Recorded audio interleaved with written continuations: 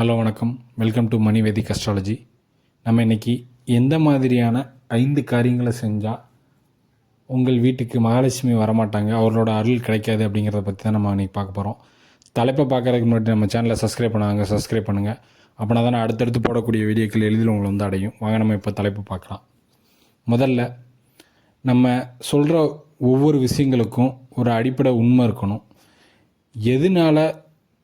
எதன் அடிப்படையில் மகாலட்சுமியோட அருள் ஒருத்தருக்கு கிடைக்கும் அப்படின்னா, முதல்ல அதுக்கு மகாலட்சுமியோட அருள்னால் என்னன்னு நீங்கள் தெரிஞ்சுக்கணும். அம்பானிகிட்டையும் பணம் இருக்குது, பெரிய பெரிய பணக்காரங்கள்லாம் இருக்காங்க, அவங்களாம் சாமி கும்பிட்றது இல்லையா, அவங்கள்ட்டலாம் பணம் இருக்குல்ல அப்படின்லாம் நீங்கள் சொல்லுவீங்க. மகாலட்சுமியோட அருளோட ஒருத்தருக்கு பணம் கிடைக்கிது அப்படின்னா அவங்களுக்கு வந்து குழந்தை பாக்கியம், நோய் நொடி இருக்காது, நிம்மதி இருக்கும். நிம்மதி இல்லாமல் இப்போ உதாரணமாக மிகப்பெரிய பணக்காரராக இருப்பார், அவருக்கு வந்து பிறக்கிற குழந்தை வந்து ஒரு குறைபாடோட பிறக்கும், அல்லது ஏதோ ஒரு விதமான நோயினால் பாதிக்கப்பட்டிருக்கும். அந்த மாதிரி இல்லாமல் பணமும் இருக்கும், அதே நேரத்தில் நிம்மதியும் இருக்கக்கூடிய ஒரு தன்மையில் தான் மகாலட்சுமி அருள் இருந்தால் உங்களுக்கு வந்து பணவரவு இருக்கும்.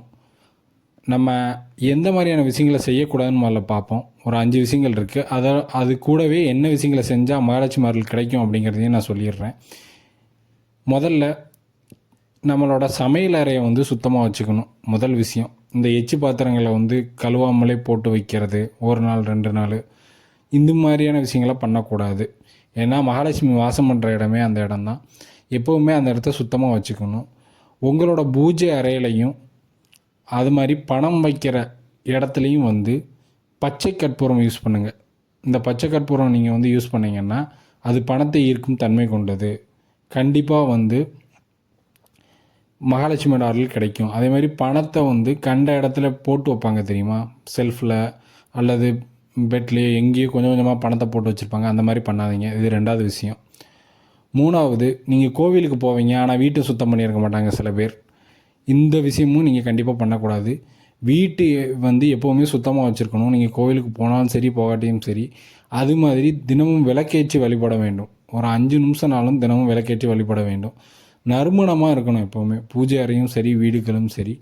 பச்சை கற்பூரம் யூஸ் பண்ணலாம். சந்தனத்தில் பச்சை கற்பூரங்கள் வந்து கதவுகளில் சில பேர் தடவுவாங்க. வாயில் படியில் வந்து இந்த பச்சை கற்பூரத்தை தடவுறதுனால சுக்கிரன் மற்றும் மகாலட்சுமியோட அருள் கிடச்சி உங்களுக்கு பணவரவு அதிகரிக்கும்னு சொல்லுவாங்க. அது மாதிரி பெண் பிள்ளைகள் உங்கள் வீட்டில் இருந்தால் அவங்களுக்கு வந்து ரொம்ப தரக்குறைவான வார்த்தைகளை பேசி திட்டக்கூடாது. எந்த ஒரு பெண்ணையும் வந்து அவமரியாதையாக பேசக்கூடாது. இதுவும் ஒரு முக்கியமான விஷயம்.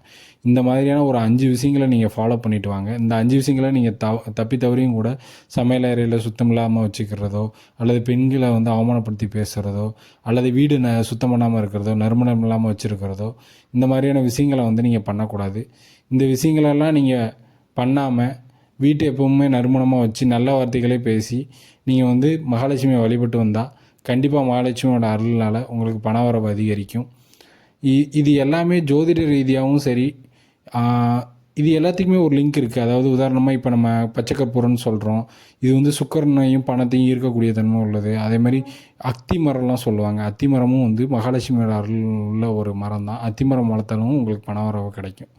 நம்ம இதே மாதிரியான ஒரு நல்ல விஷயத்தை வந்து அடுத்த ஒரு வீடியோவில் சொல்கிறேன். அடுத்த வீடியோவில் சந்திக்கலாம். நன்றி.